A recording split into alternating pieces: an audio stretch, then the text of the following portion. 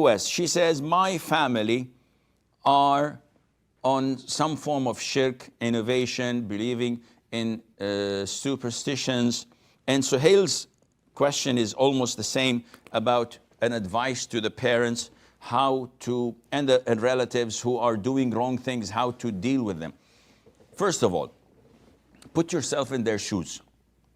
The size is going to be much bigger, but hypothetically. Put yourself in their place.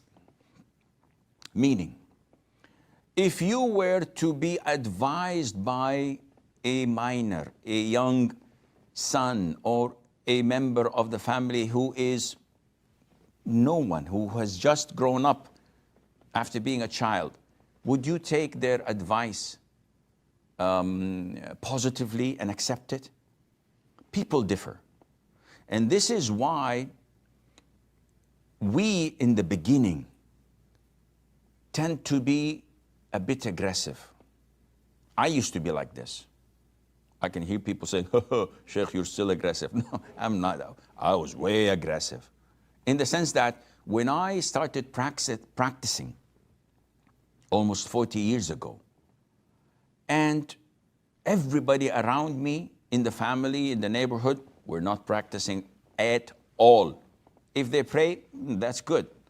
But everything was totally westernized in my family. And when I started practicing, I started looking at things as the moral police, as the religious police. This is bad, this is wrong, put your seatbelt on, you don't have a driving license, what are you doing? What? So all what I used to do is correct people. And this is the worst type of da'wah. When you just sit and criticize. Put yourself in your house with your wife. If you only criticize her cooking, the way she cleans, the way she irons the clothes, the way she speaks or looks, you're not a good person, let alone that she would file for divorce yesterday. This is not the way. You have to encourage. You have to make people love you. So in the beginning, it was very rough. But a couple of years later, when one started to gain more knowledge, to know and learn how the Prophet used to behave, alayhi salatu wassalam, what is the meaning of the different verses of the Quran describing the way of the Prophet in da'wah, and how kind and tolerant he was, alayhi salatu wassalam. Once you really fill yourself up with the sunnah of the Prophet ﷺ, then you know how to prioritize, when to speak and when to refrain, when to compliment and when to criticize, when to maybe live with them for a couple of months or more without talking about Islam at all. Some people are so sensitive because of our wrongdoings. The moment you say, oh, subhanallah, they are offensive to us. Why? You said, subhanallah. Now you're going to lecture me. Now you're going to tell me that I'm heading to hell. I didn't say that. I just said, subhanallah. They're sensitive because of my continuous way of trying to persuade them to do this or that. Now, if I try to change by being me, being kind, being helpful. Do you want me to take you to the mall? Okay, come sis, I'll take you to the mall. Oh, my brother is taking me to the mall. He never done such a thing. I never speak to her about anything about Islam. For a couple of months, showing them that I'm a different person, making them love me against their will. Once they love me, they trust me, and they think of me the world, then I try to slowly show them evidences from the Quran and the Sunnah. And why do I emphasize on the Quran and the Sunnah?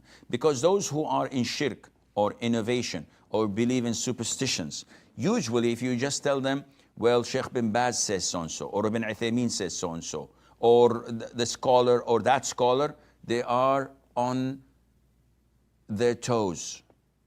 And they're like a cat that arches her back, ready to attack. Why?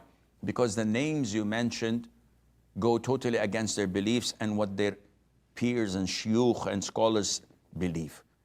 So don't do that. Learn where Sheikh bin Baz and bin Uthaymeen and the great scholars of Islam took that knowledge from the Quran and the Sunnah. And whenever you speak to them, this is what Allah says. So if they start backbiting, you say, Allah says, وَلَا يَغْتَبْ بَعْضُكُمْ بَعْضًا, and one should not backbite others. It's in the Quran. I didn't bring anything from me. Yeah, we're not backbiting them. We're telling the truth. Okay, show them the hadith in the Sahih. The Prophet said, backbiting is mentioning your brother with something that he hates, which is in him, which is true, but he's not present. So now you've cornered them. And you don't do this on regular basis like 24/7. You select the times. Sometimes, yeah, I should do and speak. Sometimes I shouldn't. People who do not pray on time, or who commit shirk, or who do heinous things, you don't go to them and say, excuse me, you know that it's from the Sunnah to trim your fingernails. What is this? Fingernails come at the bottom of the list of your priorities. Focus on tawheed, focus on prayer, focus on avoiding innovation, but you have to do it tactically, and Allah Azza wa Jalla knows best.